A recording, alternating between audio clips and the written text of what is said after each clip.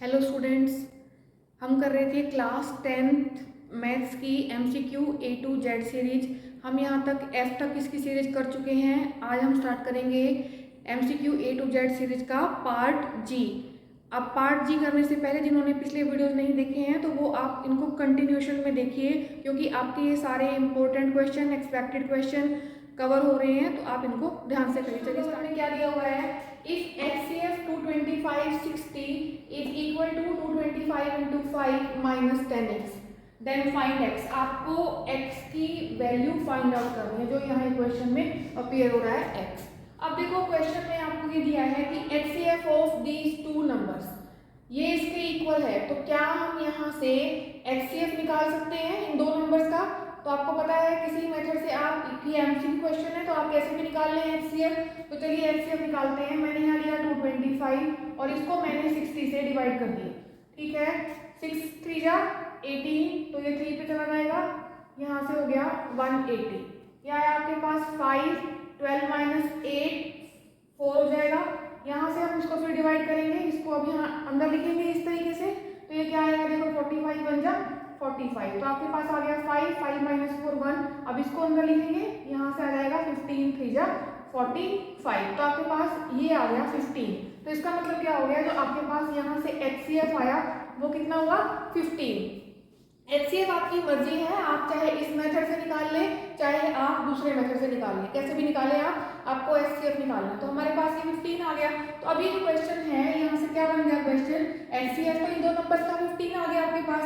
15 is equal to, अब इसका multiply कर लो इससे, 5 5 जा 25, तो 2 कैरी हो गया, 5 2 जा 10, 10 प्लस 2 12, 12 का 2 आया, 1 कैरी हो गया, 5 2 जा 10 प्लस 1 11, तो ये आपके पास आ गया 1125। इसमें से क्या गया इसके बाद माइनस 10x, ठीक है। यहाँ तक सिंपल हो गया क्वेश्चन। अब आप इसको इधर ले आओ, ये हो गया 10x, इसको लिखोगे 1125, इसको इधर लेके आएंगे माइनस 15।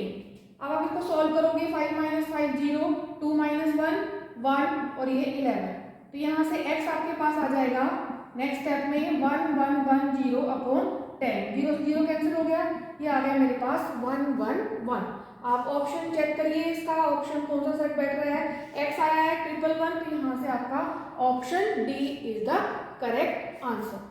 जो भी क्वेश्चन आप ये कर रहे हैं ये सारे आप सीक्वेंस में करिए, सारे पिछले वीडियो ये देखिए, ये है आपके पास पार्ट जी, तो इससे पहले के सारे पार्ट्स आप देख लीजिए। हर चैप्टर से एक एक क्वेश्चन लेके डेली 14 क्वेश्चन किए हुए हैं इन वीडियो में। 14 क्वेश्चन का मतलब है आपके 14 चैप्टर्स कवर हो रहे हैं, हर चैप्टर से एक क्वेश्चन लिया है, तो एक वीडियो में आपको 14 क्वेश्चन मिल जाएंगे। तो वहां से आप करिए, सीक्वेंस में करिए, सारे इंपॉर्टेंट क्वेश्चन है, प्रीवियस ईयर के कुछ क्वेश्चन है, कुछ एक्सपेक्टेड क्वेश्चन, तो आप इनको अच्छे से कर लें। चलिए स्टार्ट करते हैं क्वेश्चन नंबर 2। देखिए क्वेश्चन नंबर 2 में क्या दिया है, if alpha and beta are the zeros of the polynomial.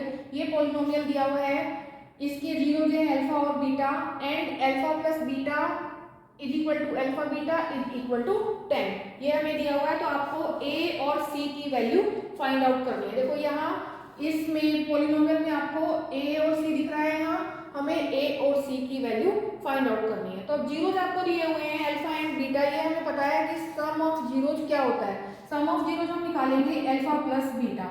Alpha plus beta किसके इक्वल होता है, माइनस बी अपॉन ए। माइनस बी अपॉन ए का मतलब क्या हुआ, ये b हो जाएगा, यहाँ से ये b हो जाएगा, पता है आपको ये a की वैल्यू हो जाती है x स्क्वायर का कोफिशिएंट, b की वैल्यू क्या होगी x का कोफिशिएंट और c कांस्टेंट टर्म। तो यहाँ से क्या करेंगे माइनस b क्या हुआ x का coefficient, minus b upon a के प्लेस पे a ही है तो हमने a लिख दिया, ये आ गया 5 अपॉन a।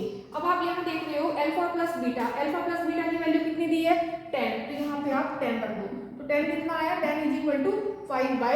तो यहाँ से हमें क्या मिला, इसको इधर ले जाएंगे a और ये 10 इधर आ जाएगा, 5 अपॉन 10, ये हो जाएगा 1/2। तो मेरे पास a की वैल्यू आ गई हाफ। अब हमें किसकी वैल्यू निकालनी है, देखो c की वैल्यू निकालनी है।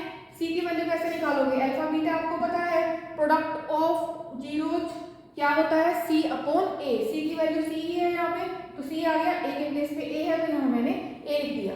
अल्फा बीटा क्या होगा, देखो अल्फा बीटा की वैल्यू है 10, तो यहाँ हम क्या रखेंगे 10 इज इक्वल टू c/a। अब देखो यहाँ a दिया हुआ है हाफ, तो हम क्या करें, a के प्लेस पे हमें हाफ रखना है, तो तब हमारे पास ये c की वैल्यू आएगी। तो मैं क्या करती हूँ, इसको इधर ले आती हूँ, 10a is equal to c।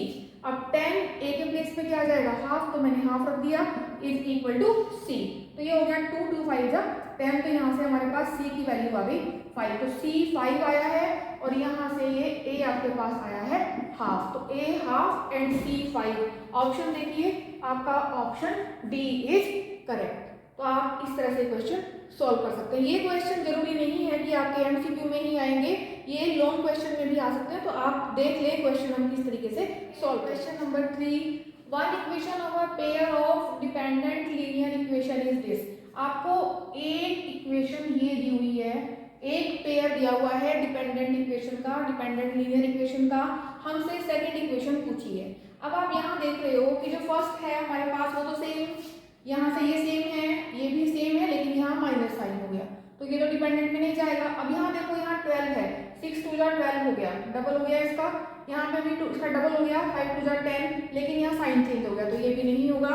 इस तरीके से आप चेक करेंगे। यहाँ देखो ये 6 का डबल हो रहा है। अगर मैं इस इक्वेशन को ऐसे लिख लूँ कि फर्स्ट आपके पास कैसा है, पॉजिटिव है, तो मैं इसको अगर ऐसे लिख दूँ, इसको इधर ले गए तो ये 12x हो जाएगा, इसको इधर लेके जाएंगे -10y हो जाएगा, और ये +6 = 0। अगर हम इसको ऐसे लिख लें तो यहाँ से हमें समझने में इजी हो जाएगा कि ये इसका डबल हो रहा है, 6x है, इसका डबल कितना हुआ 12x, इसका डबल करते हैं तो ये 10y हो जाएगा, माइनस का 10y, इसका डबल करते हैं तो 3 2 6। तो ये हमारा साइड बैठ रहा है कि हाँ ये इसके ऊपर डिपेंड कर रहा है, कैसे, ये इसका 2 टाइम्स है, डबल हो गया ये।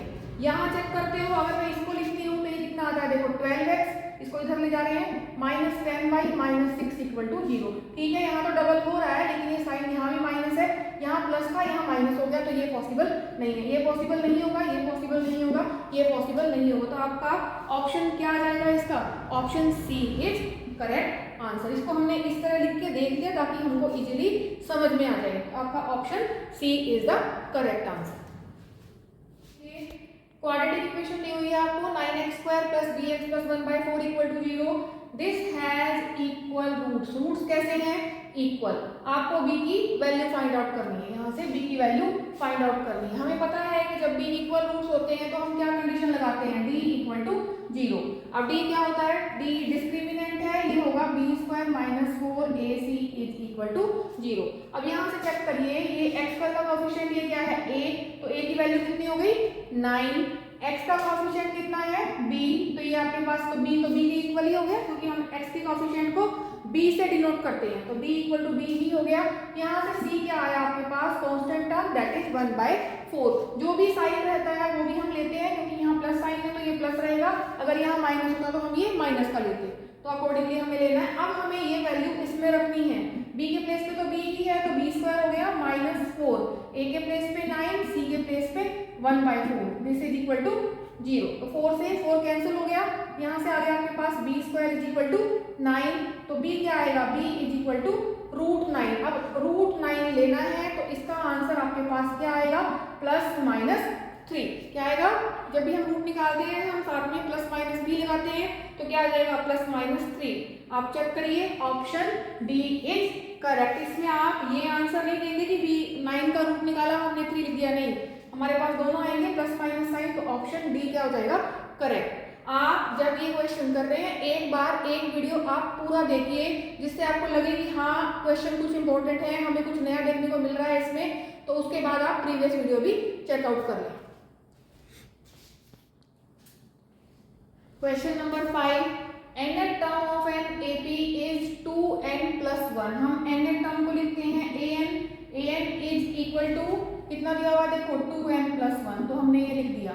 आपसे क्या पूछा है, कॉमन डिफरेंस। कॉमन डिफरेंस हमें पता है कि आपके पास टर्म्स हैं, सपोज ऐसे 1 2 3 4 इस तरीके से दी हुई है एंड सो ऑन, तो हम कॉमन डिफरेंस कैसे निकालते हैं। देखो कॉमन डिफरेंस अगर मुझे निकालना है किसी AP का, यहाँ ये देख रहे हो कि ये AP की बात कर रहा है, तो अगर AP सीरीज है हमारे पास तो हम उसका कॉमन डिफरेंस कैसे निकालेंगे। जो अगली टर्म है ये 2, इसमें से पिछली टर्म ये माइनस कर देंगे, कितना आया कॉमन डिफरेंस 1। तो हम क्या कर रहे हैं, बेसिकली सेकंड टर्म में से हमने फर्स्ट टर्म माइनस कर दी, आप थर्ड में से सेकंड माइनस कर दो, फोर्थ में से थर्ड माइनस कर दो, तो भी कॉमन डिफरेंस हर एक केस में क्या रहेगा, सेम रहेगा। तो यहाँ से मैंने n को को 1 रखा तो 1 आया, n को 1 रख रहे हैं हम, n को 1 रखा तो ये a1 हो गया 2 इंटू 1 प्लस 1, ये आ गया 2 हो जाए 2 प्लस 1 3। अब मैंने क्या किया, n को 2 रखा तो यहाँ से कितना आया a2 2 इंटू 2 प्लस 1 कितना आया 2 2 जा 4 4 प्लस 1 5। मेरे पास फर्स्ट टर्म आ गई, मेरे पास सेकंड टर्म आ गई। हमने क्या किया था, सेकंड टर्म में से फर्स्ट टर्म माइनस की थी, तो यहाँ से मुझे क्या निकालना है, कॉमन डिफरेंस। कॉमन डिफरेंस निकालेंगे तो क्या आ जाएगा a2 माइनस a1 मतलब 5 माइनस 3, 5 माइनस 3 कितना हुआ, triangle ABC similar to triangle PQR। तो हमें क्या दिया हुआ है, हमें दे रखा है 2AB is equal to 3PQ, ये दिया हुआ है हमें 2AB is equal to 3PQ। तो मैंने यहाँ से क्या किया, AB यहाँ रखा, इसको इधर ले आए, PQ इज इक्वल टू 3/2। तो हम इसका अगर फिगर बना के देखें तो अगर मैं इस फिगर को ऐसे बना दूं ABC, यहाँ मैंने ये ले लिया ABC और इधर थोड़ा ड्रॉ कर लिया है हमने, ये मैंने ड्रॉ कर दिया PQR, ठीक है। तो ये सिमिलर दिए हुए हैं आपको दोनों ट्राइंगल। अब क्या दिया है, AB अपॉन PQ इज 3/2। तो देखो इस साइड की बात हो रही है और हमें पता है सिमिलर ट्राइंगल जब भी होंगे तो आप इनके रेशो को इक्वल लिख सकते हैं कि अगर ये अपॉन ये, फिर ये अपॉन ये और फिर ये अपॉन ये इक्वल होंगे। तो अब जिस चीज की जरूरत है हम उसको यूज करेंगे। हमें क्या दिया हुआ है, BC 12 हमें ये दे रखा है और QR ये हमें निकालना है। तो सिमिलर ट्राइंगल है, हम क्या लिख सकते हैं, AB अपॉन PQ। देखो ये साइड लिया है, इसके साथ ये वाली ले ली हमने, क्योंकि यहाँ ये सिमिलर दिया हुआ है, अकॉर्डिंगली लेना है AB अपॉन PQ। फिर हमें क्या दिया हुआ है यहाँ से, BC अपॉन QR हम ले सकते हैं, तो यहाँ आ गया BC अपॉन QR। अब AB अपॉन PQ की वैल्यू यहाँ से रख दो 3/2, BC की वैल्यू 12 है तो यहाँ से रख दिया अपॉन QR। मुझे QR निकालना है, हम इसको इधर ले गए 12, इसको इधर ले गए तो ये इधर जाएगा 12 इंटू 2/3, 3 4 जा 12, 4 2 जा 8। तो QR की वैल्यू आपके पास आ गई 8। देखो option A is correct answer. The perpendicular bisector of the line segment joining the points this and this cuts the y-axis at। अगर हम बात करें एक्सिस की तो देखो यहाँ से अगर हम एक्सिस ड्रॉ करते हैं तो मैंने यहाँ कुछ इस तरीके से ये ड्रॉ कर दिया, ठीक है। यहाँ हमारे पास हो गया ये, इस तरीके से आप नोट करते हैं। थोड़ा रफ हम फिगर बना के देखेंगे जिससे क्वेश्चन आपको समझ में आ जाए। अब देखिए ये दिया हुआ है A15, अगर मैं यहाँ ले लूँ ये 1 2 3 4, बस 4 तक की जरूरत है, तो 1 2 3 4 मैंने कुछ ऐसे ले लिया। ये यहाँ पे ले लिया हमने 1 2 3 4 5 6 7 8 9 10 11 12 13, ये मैंने कुछ इस तरीके से ले लिया, ठीक है। तो अब यहाँ देखिए आप, ये दिया हुआ है A15, मैंने यहाँ लिया A1 और 1 2 3 4 5, ये 5 यहाँ आ जाएगा तो यहाँ हो गया आपका ये A15। ये मैं समझाने के लिए बता रही हूँ कि किस तरीके से हमें ये करने की जरूरत नहीं है इसको, लेकिन समझने के लिए आपको एक बार समझना पड़ेगा किस तरीके से ये आएगा। A15 हो गया एंड B4 6। अब B पॉइंट की बात करते हैं, 4 के ऊपर 6 है तो यहाँ था ये 5, 5 से अगला ही हो जाएगा 4, ये हो गया आपके पास यहाँ पे कुछ नियर अबाउट यहाँ, तो ये आपके पास B पॉइंट आ गया। B पॉइंट क्या दे रखा है 4,6, यहाँ 5 था, देखो 1 2 3 4 5, ये 5 था ये 6 हो गया तो मैंने सामने ले लिया। अब यहाँ अगर बात करें, हम इसको ज्वाइन कर दिया हमने, क्या कह रहा है देखो, line segment joining the points A and B। अब इसका जो परपेंडिकुलर बाइसेक्टर होगा ये y एक्सिस को कहाँ कट करेगा। अगर इसका परपेंडिकुलर बाइसेक्टर की हम बात करें, यहाँ से मैं इसका परपेंडिकुलर बाइसेक्टर अगर लूँ तो ये कुछ इस तरीके से जाएगा ऐसे, परपेंडिकुलर बाइसेक्टर, ये परपेंडिकुलर भी है, परपेंडिकुलर है और इन दोनों को ये AB को बाइसेक्ट कर रहा है, मतलब यहाँ से जो भी पॉइंट आएगा, सपोज C पॉइंट है तो ये इसका मिड पॉइंट होगा। अब क्योंकि हम अगर यहाँ इसको इससे ज्वाइन करें और इसको भी हम इससे ज्वाइन करें, आप देख रहे हो ये क्या है, परपेंडिकुलर बाइसेक्टर, तो ये किस केस में होता है, इसका मतलब ये दोनों साइड क्या हो जाएंगी, सेम इक्वल हो जाएंगी। आइसोसेलेस के केस में भी ये हो जाता है, देखो जैसे हम यहाँ पे आइसोसेलेस की बात करें अगर, तो ये परपेंडिकुलर बाइसेक्टर मैंने ले लिया, तो परपेंडिकुलर बाइसेक्टर होता है अगर ये दोनों साइड इक्वल हैं, और अगर इक्विलेटरल है तब भी उस केस में भी ये परपेंडिकुलर बाइसेक्टर हो जाएगा। लेकिन अभी हमें यहाँ नीड सिर्फ इतनी ही है कि हमें ये साइड और इस साइड की जरूरत है, क्योंकि आपका ये क्वेश्चन है कोऑर्डिनेट ज्योमेट्री का। तो यहाँ से अगर हम करते हैं, ये पॉइंट मैंने ले लिया P, तो क्या होगा कि AP जितना डिस्टेंस ये है AP और BP और BP क्या हो जाएंगे, इक्वल हो जाएंगे। तो यहाँ से मैंने लिखा AP is equal to BP। आपको ये ड्रॉ नहीं करना है क्वेश्चन करते हुए, ये सिर्फ समझने के लिए है कि हम किस तरीके से ले रहे हैं। अब ठीक है, AB इक्वल टू BP हुआ। अब P पॉइंट के कोऑर्डिनेट देखो क्या होंगे, P पॉइंट के कोऑर्डिनेट ये 0 के ऊपर है, तो P पॉइंट के कोऑर्डिनेट मैंने ले लिए 0, y, ये हो जाएगा 0, y। तो ये ऑप्शन थोड़ा यहाँ लिखा हुआ है, मैं इस ऑप्शन को यहाँ पे इधर लिख देती हूँ, डी ऑप्शन को, क्या था 13, 0। ठीक है, ये हमारा फिगर अब अलग हो गया। तो यहाँ से AP इक्वल टू BP है, AP इक्वल टू BP करिए, यहाँ से क्या होगा, इसके कोऑर्डिनेट आ गए आपके पास 0, y और A के कोऑर्डिनेट थे 1, 5, A के कोऑर्डिनेट थे 1, 5। तो हम लिखते हैं AP क्या हो जाएगा, रूट में आएगा इधर, देखिए क्या 0 - 1 का square plus y - 5, distance formula apply कर रहे हैं, y - 5 का स्क्वायर। अब BP लिखो क्या आएगा, देखो BP लिख रहे हैं 0 - 4 का स्क्वायर, ये तो डिस्टेंस फॉर्मूला ही अप्लाई कर रहे हैं, y - 6 का स्क्वायर। फिर क्या करेंगे, स्क्वायरिंग बोथ साइड्स,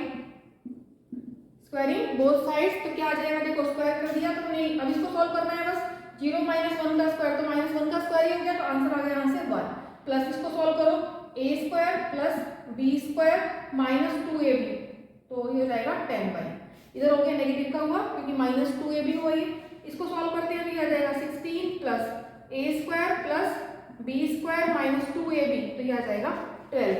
देखो यहाँ से y² से y² कैंसिल हो गया, अब मैं y को इधर ले आती हूँ, 12y - 10y, ये हो गया आपके पास 12y - 10y।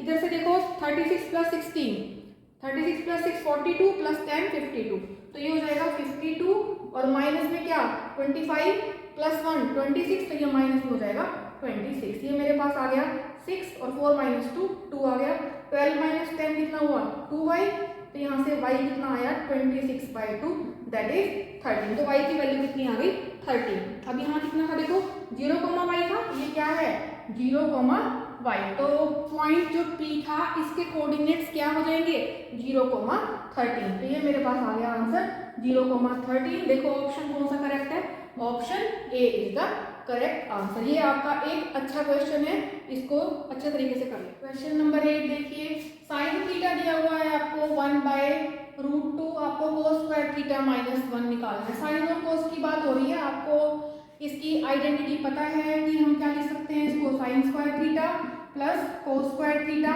Is equal to 1। अब यहाँ देखो cos स्क्वायर थीटा -1 है, तो मैं इसको इधर ले आती हूँ, cos स्क्वायर थीटा -1, इसको इधर ले जाते हैं माइनस साइन स्क्वायर थीटा, तो ये माइनस और साइन थीटा की वैल्यू हमारे पास है, ये क्या है 1/√2, इसका क्या हो जाएगा स्क्वायर। आई होप कि क्लियर हो रहा होगा। देखिए -1/√2 का स्क्वायर करोगे तो 2, ये आया -1/2, means option D is the correct. Of depression of a car standing on the ground from the top of a 75 meter high tower. अब देखो ये 75 मीटर हाई टावर दिया हुआ है, हम इसका फिगर ड्रॉ कर लेते हैं। एंगल ऑफ डिप्रेशन दिया है कार का, सपोज यहाँ कहीं ये ग्राउंड है और ये यहाँ ये हमारे पास कोई कार है, ये हमने कार ले लिया, ये पॉइंट को, ये पॉइंट जो है वो कार को शो कर रहा है, तो एंगल ऑफ डिप्रेशन दिया है। एंगल ऑफ डिप्रेशन का मतलब है अगर आप ये इस तरीके से, चलिए यहाँ बना देते हैं पॉइंट, ये पॉइंट हो गया कार, तो एंगल ऑफ डिप्रेशन दिया है। एंगल ऑफ डिप्रेशन कितना है टावर का के साथ, देखिए 30 डिग्री है, तो इसका मतलब ये 30 दिया हुआ है आपको, 30 डिग्री है, तो ये कितना हो जाएगा यहाँ से, ये भी 30 डिग्री हो जाएगा, क्योंकि ये दो पैरेलल लाइन हो गई, ये ट्रांसवर्सल, तो दोनों एंगल क्या होंगे इक्वल, तो ये 30 है, तो ये भी आपके पास 30 हो गया। अब हमें क्या पूछा, देखो दिया हुआ था 75 मीटर, वो हमने नोट कर दिया, एंगल दिया हुआ 30, वो हमने नोट कर दिया। अब हमें क्या कहा है कि distance of the car from the base of tower, हमें ये निकालना है, ये हमें फाइंड आउट करना है। तो चलो इसको मैं मान लेती हूँ x, तो हमने इसको x मान लिया। अब आप यहाँ देखो ये क्या हुआ 90 शो करेगा, तो यहाँ से ये परपेंडिकुलर और ये बेस, परपेंडिकुलर और बेस में क्या रिलेशन होता है 10, तो यहाँ से आपके पास आ जाएगा 10 30, टेबल आपको आती है ट्रिग्नोमेट्री में आपने की हुई है, 10 30 निकालेंगे तो क्या होगा परपेंडिकुलर अपॉन बेस, तो 75 अपॉन बेस मीन्स x, तो x को इधर ले गए 75 अपॉन 10/30। अब 10/30 की वैल्यू आपको पता है क्या होती है, 1/√3। इसको ऊपर ले जाओगे हो जाएगा 75√3। ऑप्शन चेक करिए, option C is the correct answer. Question number 10। Question number 10 में आपको ये फिगर दी हुई है और साथ में क्या दे रखा है, semi perimeter of triangle ABC. अब ट्राइंगल एबीसी का सेमी पेरीमीटर गिवन है। सेमी पेरीमीटर आपको पता है क्या होता है, तीनों साइड का सम लेते हैं हम, a + b + c upon 2, this is equal to 23। अब एबीसी क्या है, ये आपके पास साइड्स हैं, जैसे एक साइड ये हो गई, एक ये हो गई और एक ये हो गई, तो 3 साइड है, तीनों साइड का सम डिनोट किससे किया हुआ है, ए बी सी से। एक साइड को ए लिया है, एक को बी और एक को सी। अब देखिए यहाँ से मेरे पास क्या आ गया, a + b + c is equal to 23 टू जा कितना हो जाएगा, देखो 46। 23 टू जा 46। तो उसके बाद आप क्या करोगे, देखो यहाँ से ए बी सी माना है हमने, तो ए मैं मान लेती हूँ कि ए बी साइड ए है, बी सी साइड बी है और सी ए साइड मेरे पास सी है। तो यहाँ क्या किया मैंने, अब ए साइड को मैंने लिख दिया A F + B F, B को मैंने लिख दिया बी डी + सी डी और सी साइड को मैंने लिख दिया सी ई + ए ई। अब आपको ये पता है ये इसके ऊपर टेंजेंट है, ये इसके ऊपर टेंजेंट है और ये इसके ऊपर टेंजेंट है सर्कल के ऊपर। तो यहाँ से length of tangent from an external point to a circle are equal, मतलब ए एफ किसके इक्वल होगा, ए ई के। यहाँ से मैं लिख देती हूँ कि ए एफ किसके इक्वल है, ए ई के। अब हम इस फॉर्म में लिखेंगे कि ये सारे मैं इधर लिखूंगी और बाकी जो अपोजिट साइड आएगी वो मैं इधर लिखूंगी, क्योंकि मुझे ए एफ चाहिए। यहाँ पे देखो ए एफ मेरा किसके इक्वल हो रहा है, ए ई के। अब मुझे चाहिए बी डी, यहाँ से लिखा हमने बी डी, तो बी डी किसके इक्वल है, बी एफ के, तो यहाँ मैंने लिख दिया बी एफ के इक्वल है। और सी ई वाले को जाते हैं यहाँ से हम सी ई किसके इक्वल होगा, सी डी के। तो यहाँ से हम ऐसा लिख सकते हैं। अब क्या करो आप, देखो ए एफ तो हमें चाहिए, यहाँ से हमें बी डी और यहाँ से सी। अब हम इनको चेंज कर देते हैं, बी एफ को क्या लिखिए, बी एफ को हम बी डी लिख सकते हैं, तो यहाँ मैंने बी डी लिख दिया। बाकी आप सेम कॉपी कर दें इसमें, यहाँ से बी डी को चेंज करना है, हम बी डी तो है हमारे पास, तो बी डी हम अपना ऐसे लिखेंगे यहाँ से। और सी डी को चेंज करेंगे, सी डी को चेंज किया तो कितना आया, सी ई, और सी हमें चाहिए तो एज इट इज, और ए ई को हम क्या लिख सकते हैं, ए एफ। हमने कुछ नहीं किया, बस चेंज करके क्वेश्चन को जैसा हमें निकालना है उस फॉर्म में ले आए हैं। तो ए एफ + ए एफ कितना हुआ, 2AF, B D + B D 2BD और C + C 2C। तो मैंने 2 कॉमन निकाल लिया, AF + BD + CE, this is equal to, यहाँ से देखिए क्योंकि हम इसको लिख रहे थे 46 के इक्वल, तो यहाँ से सारा किसके इक्वल आया, 46 के इक्वल। तो यहाँ से आ जाएगा AF + BD + CE 46/2, 2 × 4, 2 × 3 = 6, आपके पास आया 23। Option C is the correct answer. अब आप देखिए ये क्वेश्चन यहाँ पे जैसे ये पूछा है, ऐसे भी पूछ सकते हैं AE + BF + CD बताओ, तो अकॉर्डिंगली आप सारा क्वेश्चन आप उसमें कन्वर्ट कर लोगे। तो जैसा पूछा हुआ है वैसे ही आपने आंसर दे देना है, आपका आंसर आता है 23। Option C is the correct answer. Number 11 देखिए, find the area of sector of central angle x of a circle. ये सर्कल हो गया आपके पास, अगर हम सेक्टर की बात करें तो ये सेक्टर हो गया, सेंट्रल एंगल आपको दिया हुआ है x। हमें पता है सेक्टर का एरिया कैसे निकालते हैं हम, πr² θ/ 360, ये फॉर्मूला है आपके पास। अब देखो पाई, अब रेडियस क्या कह रहा है क्वेश्चन में, with radius 4r, radius change हो गया, कितना हो गया, 4r हो गया। तो r के प्लेस पे मैंने 4r रखा, इसका स्क्वायर, थीटा के प्लेस पे क्या है x/ 360, बस हमें वैल्यू चेंज करनी है, जो दी हुई है क्वेश्चन में वो रख देंगे। ये आया पाई, 4 का स्क्वायर 16, r² x/ 360। अब यहाँ से देखो इसको मैं एक बार आगे लिख लेती हूँ, 16 पाई r² x/ 360। इसको हम कॉमन टेबल से कट करते हैं, 4 4 जा 16, 4 9 जा 36, 0 2 2 जा 4 और ये हो जाएगा 45। तो मेरे पास आया 2 pi r² x/ 45। Option C is the correct. Question number 12 देखिए, radius of base of a cylinder is doubled and height remains unchanged, its curved surface area becomes. आपको पता है कर्व्ड सरफेस एरिया सिलेंडर का क्या होता है, 2 पाई RH, तो मैंने यहाँ ये 2 पाई RH लिख दिया। अब देखो क्या कह रहा है, रेडियस क्या हो गया, देखो रेडियस इज डबल्ड, अगर रेडियस डबल्ड हुआ है तो मैंने क्या किया, यहाँ इसको डबल कर दिया, तो ये हो गया 2r। h को क्या कह रहा है, हाइट रिमेन्स अनचेंज, हाइट कैसी है, अनचेंज, कुछ चेंज नहीं हुआ, तो ये h ही रहा आपके पास।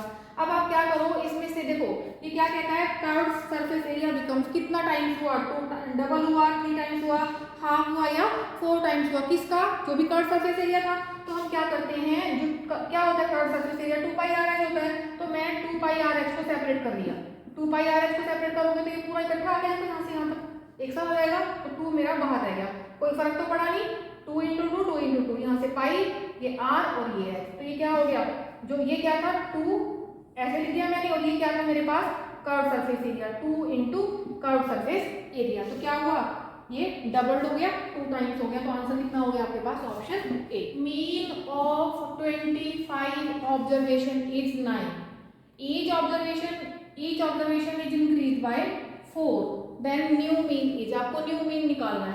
देखो जब मीन दिया रहता है, जब हम पूरा क्वेश्चन सॉल्व करती हुई है, अगर लॉन्ग क्वेश्चन की तरह आ जाए तो आप कैसे सॉल्व करेंगे, हमें दिया हुआ है मीन ऑफ 25 ऑब्जर्वेशन, कितना है देखो 9, जब 25 ऑब्जर्वेशन का मीन है तो हम सम कैसे निकालते हैं इसका, सम ऑफ 25 ऑब्जर्वेशन आप इन दोनों की मल्टीप्लाई करके निकालते हो, 25 × 9, ये देखो कितना आ जाएगा, 9 5 जा 45, तो 4 आया, 9 2 जा 18, 18 + 4 22, मीन दिया हुआ है हमें 25 ऑब्जर्वेशन का 9, हमने सम निकाल लिया 25 ऑब्जर्वेशन का। अब देखो क्या कहता है, each observation is increased by 4, her observation 4 से इंक्रीज हो रही है, और है टोटल कितनी 25 ऑब्जर्वेशन, तो हमारे पास कितना आया, कितना इंक्रीज हो गया, 25 × 4 100, तो 100 इंक्रीज हो गया, टोटल जो इंक्रीमेंट हुआ इसमें, टोटल इंक्रीज, तो मैं यहाँ लिख देती हूँ टोटल इंक्रीज कितना हुआ, 25 × 4 दैट इज 100, ठीक है। अब हमें क्या निकालना है, न्यू मीन निकालने के लिए क्या करोगे, जो पहले सम था उसमें हम ये ऐड करेंगे, 225 + 100 हमने प्लस कर दिया, ठीक है, जो इंक्रीज हुआ था। अब हमें क्योंकि मीन निकालना है, मीन में डिवाइड किससे करते हैं, टोटल ऑब्जर्वेशन से, कितनी है ऑब्जर्वेशन मेरे पास 25 है, तो 25 हमारा यहाँ पे अपोन में आ गया, ये आया आपके पास 325/25, इसको हम कट करते हैं कॉमन नंबर से, 5 5 25, 5 6 जा 30 और 5 5 जा 25, फिर यहाँ से करा 5 1 जा 5 5 3 जा 15, 13 आया मेरे पास, option D is the correct answer. ये क्वेश्चन देखो जैसे यहाँ इंक्रीज का है, ये क्वेश्चन ऐसे भी आ सकता है कि डिक्रीज हुआ, जब भी डिक्रीज वाला क्वेश्चन आए, जैसे ही क्वेश्चन आता है सेम कि इतने से डिक्रीज हुआ है, तो यहाँ से जो आएगा, यहाँ पे जो आंसर आएगा उसको आपने बस यहाँ माइनस कर देना है, डिक्रीज वाले में यहाँ माइनस कर देते हैं और इंक्रीज वाले में यहाँ प्लस कर देते हैं। का last question, number A is selected from the numbers 1 2 3 4, अब ये क्या कह रहा है, कोई भी नंबर ए, मतलब इन्हीं में से इन्हीं नंबर को ये ए बोल रहा है, कोई भी हो सकता है वो, चाहे 1 हो, चाहे 2 हो, चाहे 3 4 हो, ये इसको ए बोल रहा है, number A is selected from the numbers this, and then a second number B is, ये ए बोला है, यहाँ पे हम बी बोल रहा है, फ्रॉम द नंबर 1 4 9, इनमें से कोई भी एक नंबर, जिसको इसने बी बोला है, what is the probability that A B is less than 9, अब कोई भी नंबर हो इनमें से, उसको उसने ए बोला, तो अगर हम प्रोबेबिलिटी की बात करें इस ए की, तो ए की प्रोबेबिलिटी मेरे पास क्या आ जाएगी, प्रोबेबिलिटी क्या होगी ए की, देखो यहाँ से कोई एक नंबर है, मतलब ये तो 1 ही हो गया, अपोन में कितना आएगा 1/4, बी की बात करें तो बी की प्रोबेबिलिटी क्या हो जाएगी, बी की प्रोबेबिलिटी हो जाएगी 1/3, अब ए भी बोल रहा है यहाँ से, तो ए भी निकाला मैंने 1/4 × 1/3, ये मेरे पास आया 1/12, 1/12 क्या कह रहा है देखो, what is the probability that A B is less than 9, कि वो 9 से लेस हो, तो वो प्रोबेबिलिटी क्या होगी, वो प्रोबेबिलिटी होगी 1/12, तो देख रहे हो आप, ये मेरे पास आया 1/12 और ये कितना है 9 से लेस है, तो ऑप्शन चेक कर ले, ऑप्शन आपके पास सी इज द करेक्ट आंसर।